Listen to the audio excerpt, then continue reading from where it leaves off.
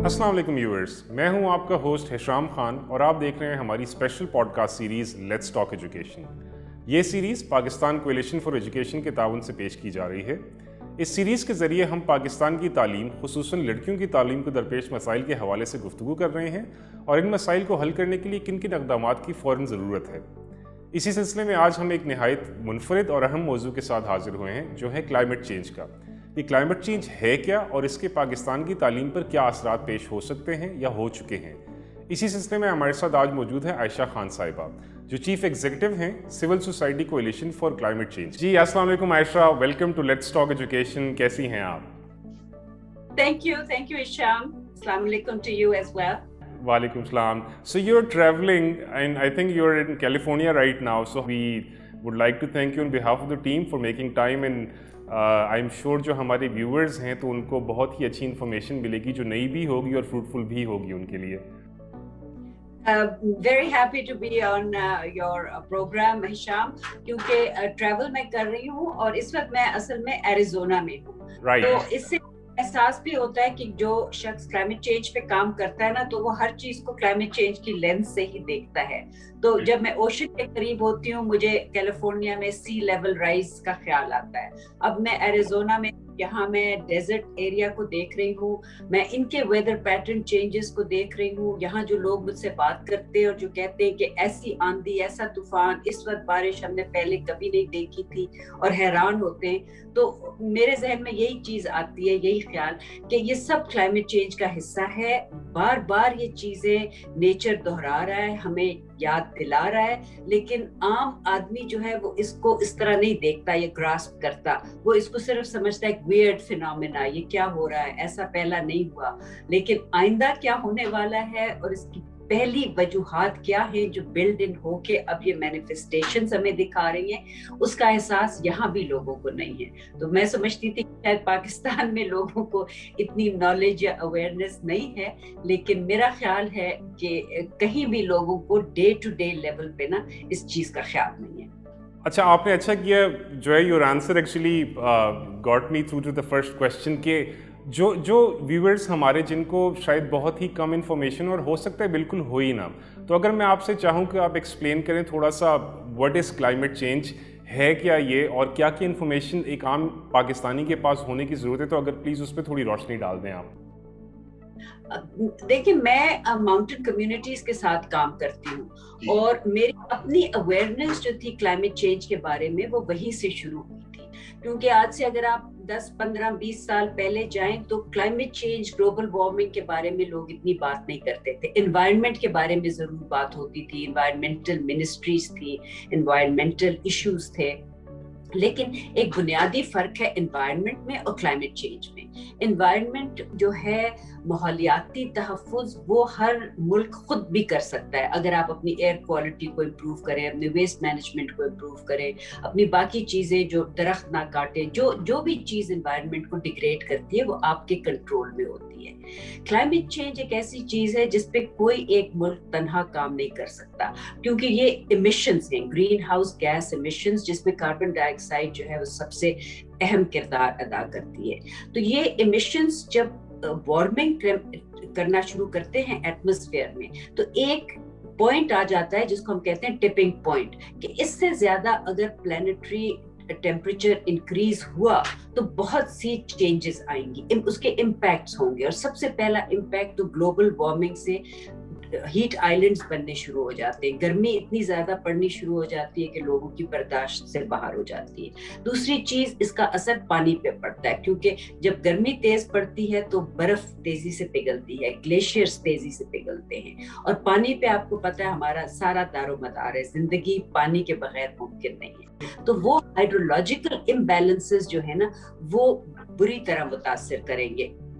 उससे सी level rise होगा तो कई मुल्क जो हैं वो बिल्कुल ही गायब हो जाएंगे, जो आइलैंड कंट्रीज हैं। हम साउथ एशिया का हिस्सा हैं, हम जो हिमालय, काराकोरम, हिंदू कुश माउंटेन रेंजेस हैं, इनके पानी के रिसोर्सेज पे डिपेंड करते हैं। अगर एक्सेलरेटेड मेल्टिंग होगी तो हमारे यहाँ फ्लडिंग होगी।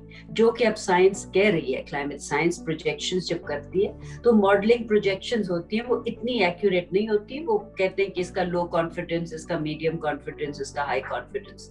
لیکن جو بھی سیناریو آپ اٹھائیں اس میں یہی لگتا ہے کہ 2040 تک ایکسیلریٹڈ میلٹنگ یعنی تیز برف پگھلے گی, ہماری طرف سیلاب آئیں گے, اس کے ساتھ جو جڑے ہوئے نقصانات ہیں وہ لوگوں کو اٹھانے پڑیں گے, اور اس کے بعد پھر پانی کا سورس ہی کم ہو جائے گا, تو واٹر اسکیئرسٹی آ جائے گی. واٹر اسکیئرسٹی کے ساتھ پھر آپ کی خوراک جڑی ہوئی ہے, آپ کی انرجی, آپ کی لائیولیہوڈ اور باقی ساری چیزیں.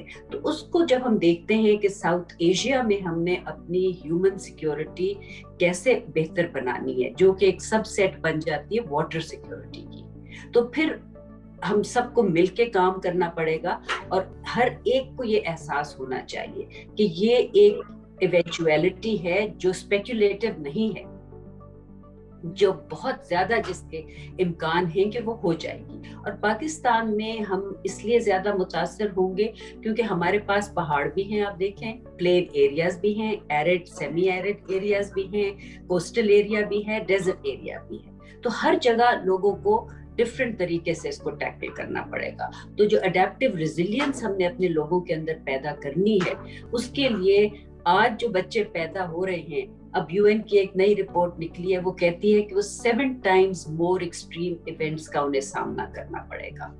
تو یہ ایک ایسی چیز نہیں ہے جسے ہم لائٹلی لے سکتے ہیں یا ہمیں اگنور کرنا چاہیے, یہ ہماری نمبر 1 پرائیورٹی ہونی چاہیے, بلکہ ہماری کیا دنیا بھر میں یہ لوگوں کی نمبر 1 پرائیورٹی ہونی چاہیے, کیونکہ اس کے ساتھ باقی ہر چیز جڑی ہے, آپ کی economic life, social life, health, well being. یہ کووڈ کی بھی کچھ وجوہات لوگ کلائمیٹ چینج سے جوڑتے ہیں کہ یہ جو وائرسز نئے نئے اب آ رہے ہیں, یہ کیا اس کی وجہ سے ہوا کہ کلائمیٹ تبدیل ہوا اور یہ ساری چیزیں. تو کلائمیٹ چینج کو اب آپ پیریفرل سے سینٹر سٹیج پہ لے آئے ہیں, اور اس کے اوپر کام کرنے کی ضرورت ہے. اچھا, آپ کی گفتگو سے مجھے یاد آیا کہ کچھ مہینے پہلے ڈیوڈ ایٹنبرا کی ایک ڈاکیومنٹری میں نے دیکھی, and he was basically saying all that جو ابھی آپ نے کہا کہ ریپڈ رائز جو ٹیمپریچر کا ہے, کہ جو زمین ہے ہماری اس کا درجہ حرارت بڑھ رہا ہے. Then he was talking about the glaciers melting and then some of the countries being wiped out, وہ اس قسم کی. تو وہ اب ساری باتیں جو ہے نا, اب وہ مجھے اب سمجھ آنا شروع ہوئی ہیں وین یو ایکسپلین دیٹ. تو میرے خیال میں واقعی یو رائٹ کہ اس کو لائٹلی نہیں لینا چاہیے. اچھا, ہمارا فوکس تو ہے بیسکلی ایجوکیشن پہ, اور ہم جاننا یہ چاہ رہے ہیں کیونکہ آئی فیل پرسنلی بھی اور جنرلی اگر ہم دیکھتے ہیں ہمارے پاکستان کے اگر جو ہے انڈرسٹینڈنگ کو دیکھتے ہیں تو ہمارا جو نالج ہے وہ بہت ہی کم ہے. جاننا ہم یہ چاہ رہے ہیں کہ اگر آپ ہمارے لیے ایکسپلین کر دیں کہ کلائمیٹ چینج کا ایجوکیشن پہ کیا امپیکٹ ہے, کہ مطلب جو ہے اس کی وجہ سے ہماری ایجوکیشن کس طرح متاثر ہوگی یا ہو رہی ہے. دیکھیے, یہ putting the cart before the horse والی بات ہے. پہلے تو ہم نے پورے ایجوکیشن سسٹم کو دیکھنا ہے کہ موجودہ جو سسٹم ہے وہ کس طرح ایجوکیشن ٹرانسفر کر رہا ہے, from the teacher to the student. کیا اس کی کوالٹی مطمئن ہے یا نہیں ہے. ہمارے یہاں 2-3 پیرلل سسٹمز چل رہے ہوتے ہیں. ہمارے یہاں پرائیویٹ سیکٹر ایجوکیشن ہے, پبلک سیکٹر ایجوکیشن ہے, مدرسہ ایجوکیشن ہے. پرائیویٹ میں بھی کچھ ہائی اینڈ ہیں, کچھ لو اینڈ ہیں. وہاں کی جو کوالٹی ہے اس کو بھی صرف کیونکہ وہ انگلش میڈیم میں ہم نہیں کہہ سکتے کہ وہ لرننگ آؤٹ کمز جو ہیں وہ ہمیں مل رہے ہیں. پھر ہم یہ دیکھ رہے ہیں کہ گرل چائلڈ ایجوکیشن جو ہے اس کا وہ لیول نہیں ہے جو بوائز کو ملتی ہے education. From primary to middle school ان کا rate of transition already drop ہو جاتا ہے, مڈل سے ہائی میں اور زیادہ ڈراپ ہو جاتا ہے, پھر ہائر میں بہت ہی کم ہو جاتا ہے. تو ہمیں اپنے پورے ایجوکیشن سسٹم کو فوکس جو ہے نا اس وقت جو مجھے نظر آتا ہے, کیونکہ جب ارتھ کوئک 2005 ہوا تھا تو ہم نے آزاد کشمیر کے پی میں کافی کام کیا تھا. ہیلتھ اور ایجوکیشن سینٹرز جو ہیں ان کی ریکنسٹرکشن کی. لیکن ریکنسٹرکشن کے ساتھ ہمارا یہ بھی معاہدہ تھا یہ earthquake reconstruction and rehabilitation authority کے ساتھ کہ ہم 2 سال پھر اس کی آپریشنل رسپانسبلٹی بھی لیں گے. تو وہاں فیس ٹو فیس میرا پبلک سیکٹر ایجوکیشن کے ساتھ انٹریکشن ہوا اور ہم نے دیکھا کہ وہاں پہ جو کوالٹی ہے اور جو میتھڈالوجی ہے ٹیچنگ کی وہ کتنی روٹ لرننگ پہ ڈپینڈنٹ ہے. تو وہ کوگنیٹو جو ہے ٹیچنگ اور لرننگ اس پہ فوکس نہیں کرتے. اور دوسری چیز ہم نے یہ بھی دیکھا کہ وہ انکریج بھی نہیں کرتے انڈیپینڈنٹ اینڈ کریٹو تھنکنگ اور انالیسس. اور سائنس اور ایجوکیشن جو ٹیکنالوجی ہے اس کی طرف رجحان بہت کم رہتا ہے. تو جب ایک چیز آپ اس طریقے سے پڑھاتے ہیں لوگوں کو جس میں آپ انکریج نہیں کرتے کیوریوسٹی اور ان کو آپ انکریج نہیں کرتے کہ آپ ایک ڈفرینٹ پوائنٹ آف ویو دے سکتے, اس کو جسٹیفائی کیجیے.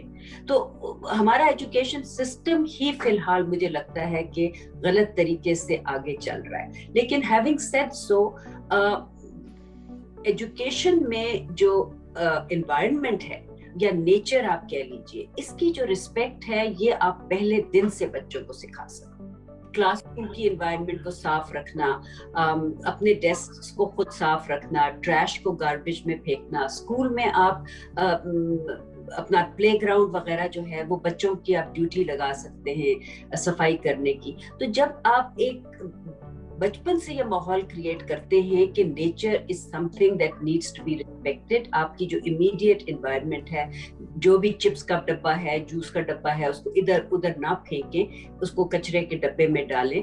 تو ایک آپ کی اپنی نیچرل کانشیسنیس بڑھ جاتی ہے. اور اس کے ساتھ جب پھر آگے آپ زندگی میں چلتے ہیں تو باقی جو چیزیں بھی آپ سیکھتے ہیں اس کے ساتھ ساتھ آپ نیچر کی رسپیکٹ بھی کرتے ہیں. ہمارے یہاں میں نے دیکھا ہے کہ ہم انوائرمنٹ اور نیچر کی رسپیکٹ نہیں کرتے, اس کو انجوائے کرنے. آپ واکس بھی دیکھیں جو کلین اپ کیمپین کے لیے آپ اسکول کے بچوں کو لے کے نکل جاتے ہیں, اس وقت وہ ساری چیزیں اٹھا کے لے آئیں گے. لیکن جب خود واکس پہ جائیں گے تو وہی پیپسی کی بوتل, کوک کی بوتل یہاں پھینکی, وہ ڈبہ ہر جگہ پھینکی. بالکل. تو یہ چیزیں ہمیں گھر پہ, اسکول میں, اور رسپیکٹ جو چیز ہے نا یہ ہر چیز پہ اپلائی کرتی ہے. Respect for other peoples views, tolerance, respect for nature.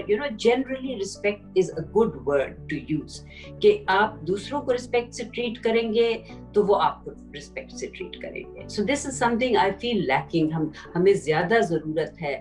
اور میں نے تو بہت کوشش کی تھی ان اسکولوں میں کہ میں اسمبلی میں جو لیکچرز دیے جاتے ہیں نا صبح 10 منٹ, جب سارے اسٹوڈنٹس ہوتے ہیں تو ہر اسٹوڈنٹ کو بلا کے یا انوائرمنٹ پہ یا کسی ایسی چیز پہ جس پہ آپ چاہتے ہیں کہ ویلیو سسٹم جو ہے لوگوں کا, تعلیم کے ساتھ جو ہمارا تربیت کا حصہ ہے اس کو ہم بہتر بنائیں, تو ان سے شارٹ اسپیچز کروائیں ان ٹاپکس پہ. یہ ہمارے اسکولوں میں جو فوکس ہے نا وہ ان چیزوں پہ نہیں ہے. کچھ پرائیویٹ اسکولس میں ہے, اور وہاں سے جو بچے ہیں جب میں ان کے ساتھ بات چیت کرتی ہوں تو I'm actually quite amazed کہ ان بچوں کی کتنی absorptive capacity ہوتی ہے سیکھنے کی. اسپنج کی طرح جو آپ ان کو بتا رہے ہوتے ہیں یہ absorb کر رہے ہوتے ہیں.